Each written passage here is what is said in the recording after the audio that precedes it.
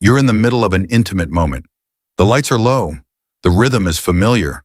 This is a space you've shared for years. And then she says something. Not something outrageous. Not something dirty. Just different. A phrase she's never used before. A tone that doesn't feel like it belongs to you. And for a split second, something in your chest tightens. Men don't get betrayed because they're stupid. They get betrayed because they ignore small shifts. And the most dangerous shifts don't happen in text messages or late-night phone calls. They happen when her guard is down, when her body is close to yours, but her mind might not be. If she's sleeping with someone else, the first crack won't show up in her phone. It will show up in her language. Tonight, I'm going to walk you through 6 phrases that reveal more than she thinks they do. If you've heard even one of them, you don't need to panic. But you do need to pay attention, because the man who ignores the shift is the man who gets replaced without ever seeing it coming. This isn't paranoia. This is behavioral psychology. Language during intimacy is one of the least filtered forms of communication a woman has. And when something changes there, it means something has changed inside her. If you want to understand women instead of being blindsided by them, hit like, subscribe, and stay with me. Let's start with the first one. Number 1, do it like that again. I want you to think about this carefully. You've been with her for years. You know her reactions. You know what makes her breathe a little heavier. You know the rhythm that works. Intimacy has its own unspoken language built over time, shaped by repetition. And then one night she starts guiding you. Not playfully, not collaboratively, specifically. Move your hand there. Slower. No, like this. Do it exactly like that. Precision. Here's what most men tell themselves in that moment. She's opening up. She's communicating better. She's just learned more about her body. And sometimes that's true. But here's the part you don't want to hear. Women mirror pleasure patterns. When a specific action creates a strong emotional and physical response, her brain ties that action to the experience and to the person who delivered it. The language she uses in intimate moments isn't random. It's encoded with memory. Specificity is the tell. If she suddenly knows exactly how she wants to be touched in a way she never articulated in years with you, ask yourself something uncomfortable. Where did that template come from? Exploration inside a relationship usually evolves gradually. It's mutual. It feels like discovery together. You both experiment. You both adjust.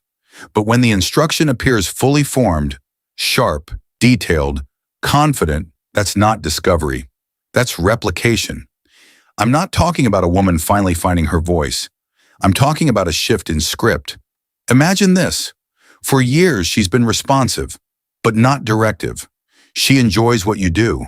She's never corrected you with precision. Then suddenly she's coaching you like she's already rehearsed this exact scenario. That doesn't happen in a vacuum. Pleasure leaves fingerprints and language carries them. When she says, do it like that again. With a clarity that feels practiced, you have to consider that someone else did it that way first. Someone else created that reference point. You can ignore that possibility. Most men do. They choose the comforting explanation over the accurate one. But listen to me.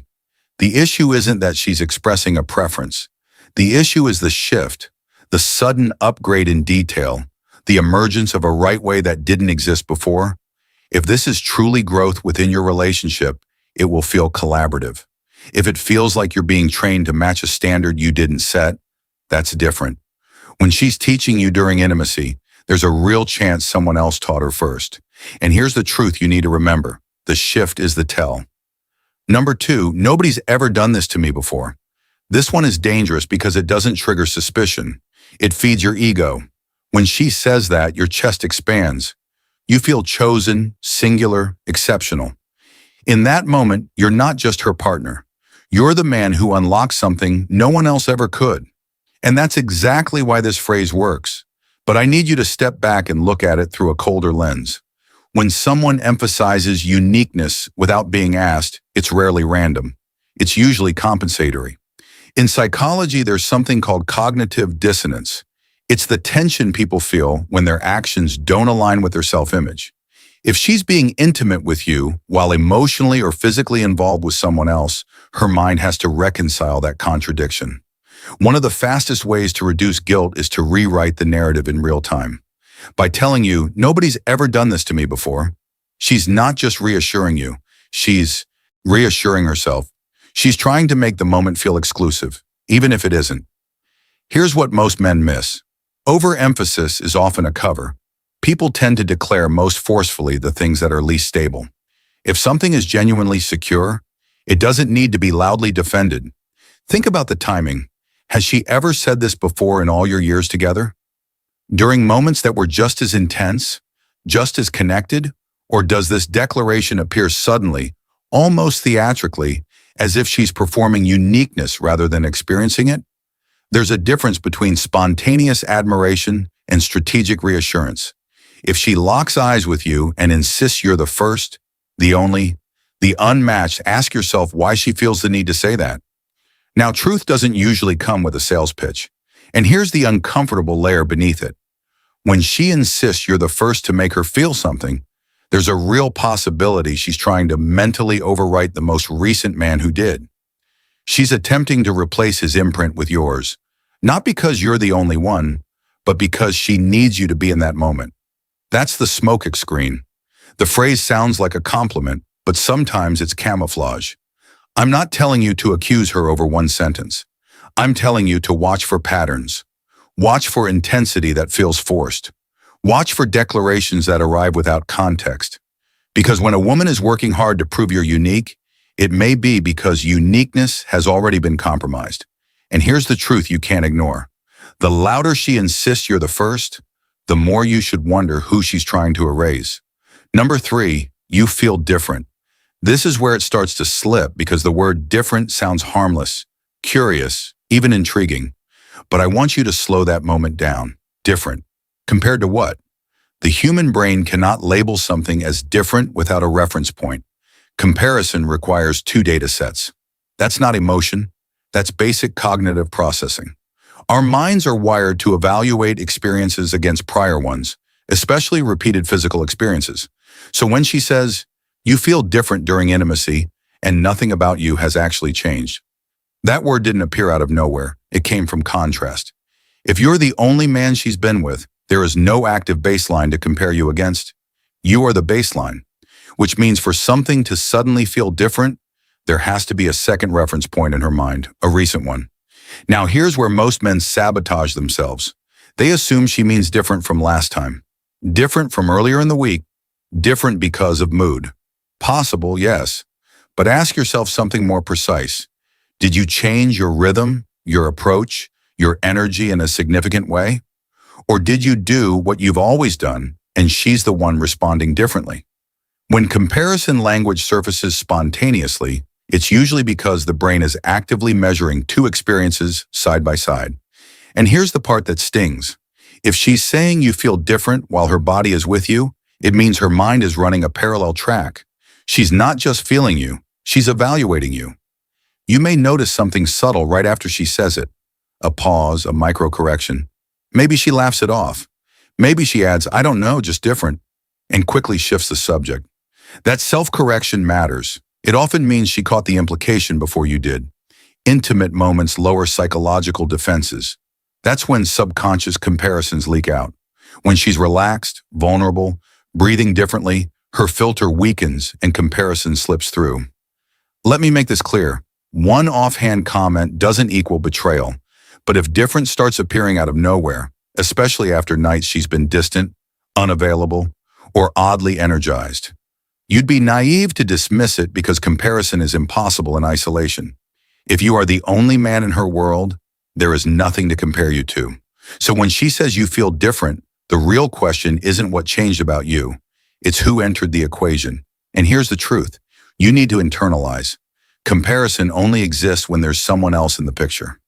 Number 4, this reminds me of this is where things get dangerous because now it's not just comparison, it's intrusion. When a woman is fully present with you emotionally, mentally, physically, her mind doesn't wander to unrelated intimate memories, especially not in the middle of vulnerability. So when she begins a sentence with this reminds me of, and then pauses, something just cracked open. Reminds her of what? If she's referring to a shared memory between the two of you, she'll complete the thought naturally. The sentence will flow. There will be clarity. But when the sentence trails off, when she stops halfway or shifts direction, that's not forgetfulness. That's self-censorship. Dual intimacy creates mental crossover. When someone is maintaining two emotional or physical connections, the brain struggles to keep the compartments separate, especially during heightened physical states. Psychologists call it compartmentalization breakdown. She tries to keep experiences in separate boxes. This man in this space, that man in that space. But intense emotion weakens the walls between those boxes. And sometimes the wrong memory slips into the wrong room. Picture this. You're in the moment. She's breathing heavier. She leans in and says, "This reminds me of," and then she freezes. A split second of silence. A recalibration. Never mind. That silence is louder than any confession because what she almost said wasn't meant for you. When the brain retrieves a memory, it does it automatically, especially when a physical sensation triggers a prior experience. That retrieval isn't moral, it's neurological. If a specific touch, position, or dynamic matches something recent, her brain will pull that memory forward before she consciously filters it. And if she's juggling two intimate narratives, the risk of crossover increases dramatically. Here's the emotional truth you need to face. If another man is occupying mental space during your most intimate moments, he's already closer than you think. He doesn't need to be in the room. He's in her head. That's the part most men can't tolerate. You can compete physically, you can improve technique, but you cannot compete with a ghost you don't know exists. Watch for incomplete thoughts. Watch for unexplained associations. Watch for moments where her eyes drift just for a second like she's somewhere else. Presence isn't just about bodies, it's about attention. When her mind crosses over, even briefly, it tells you something is being divided. And here's the truth that cuts deep. When her thoughts are no longer fully yours in that moment, her loyalty may not be either. Number 5, I want to try something new. On the surface, this sounds healthy. Growth, exploration, evolution. And let me be clear, in strong relationships, novelty can be a good thing.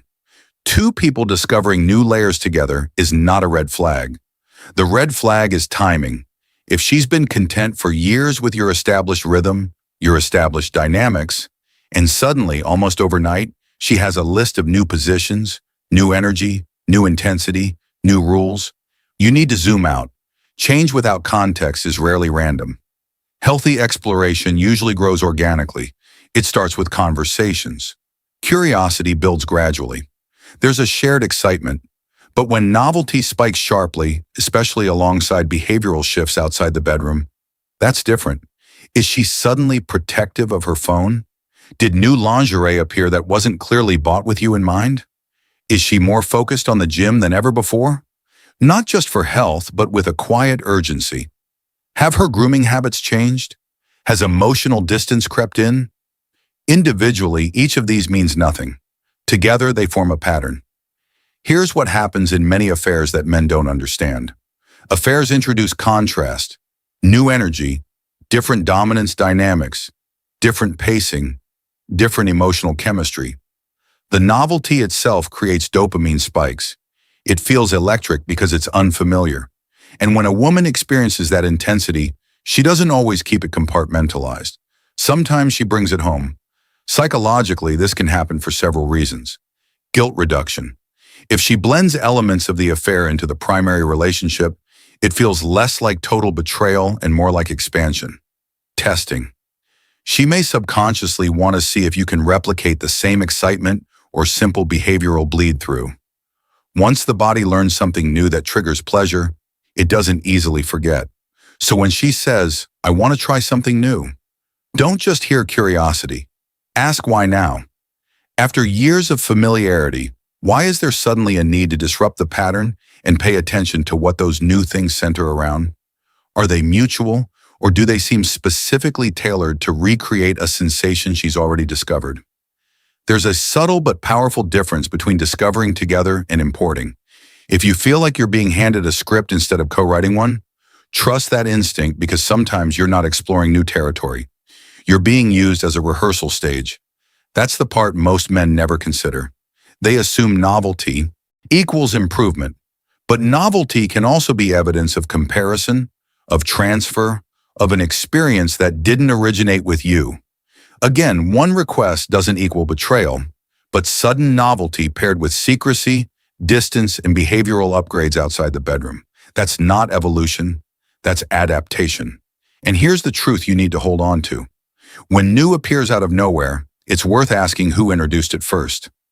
Number 6, say my name. This one feels intimate, intense, personal, almost cinematic. But when it appears suddenly, especially in a relationship where it was never part of your dynamic, you need to look deeper.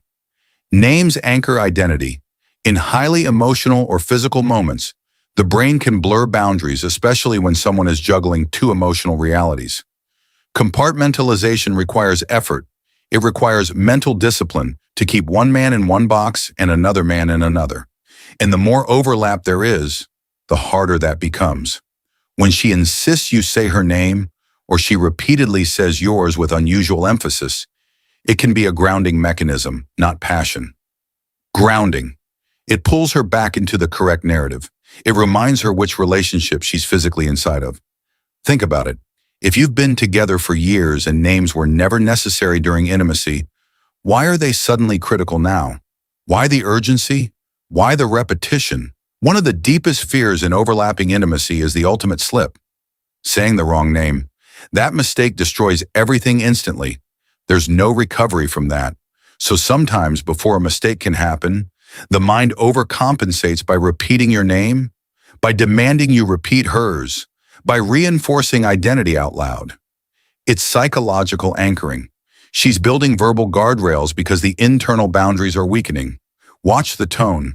Does it feel organic or does it feel deliberate? Almost like she's working to stay present. Does it appear in specific scenarios, certain positions, particular intensities that might resemble something else? Because the closer an experience feels to the affair dynamic, the stronger the need to re-anchor. Here's what most men misunderstand. When a woman is fully loyal mentally and physically, she doesn't need reminders of where she is or who she's with. Presence is natural. Focus is effortless. But when part of her mind is somewhere else, grounding becomes necessary. And that grounding often sounds like this. Say my name. It's not always about desire. Sometimes it's about containment. Containment of guilt, containment of confusion, containment of crossover. And here is the truth you cannot ignore. When she has to verbally remind herself whose bed she's in, it means the lines have already blurred. Intimate language is one of the least guarded forms of communication a woman has. When her body is exposed, her defenses are lowered. And in that space, truth leaks out in fragments. Not full confessions, not dramatic revelations, just small verbal shifts that reveal where her mind really is. Listen carefully. One sentence doesn't prove betrayal. One awkward phrase doesn't equal an affair. I'm not here to turn you into a paranoid man dissecting every breath she takes, but patterns never lie. When specificity appears out of nowhere, when uniqueness is overemphasized, when comparison slips in, when memories intrude, when novelty spikes alongside secrecy, when names become anchors instead of passion, that's not random. That's internal movement. And here's the mistake men make. They look for evidence in her phone, in her schedule, in her excuses. But the earliest crack doesn't show up in her calendar. It shows up in her language. You don't need to become controlling. You don't need to interrogate, but you do need to become observant. Because men don't lose relationships overnight. They lose them when they ignore subtle changes for months until the shift becomes a replacement. And I want you to understand something clearly. Power in a relationship doesn't come from dominance. It comes from awareness. When you can read patterns calmly without panic, you don't get blindsided. You don't beg. You don't scramble to compete with a ghost. You decide. If this opened your eyes to things you felt but couldn't articulate, subscribe. Stay sharp. Stay aware. Drop a comment if you've ever heard one of these phrases and felt that quiet instinct kick in. And share this with a man who trusts words too easily. Because the man who understands the shift is never the man who gets replaced without warning.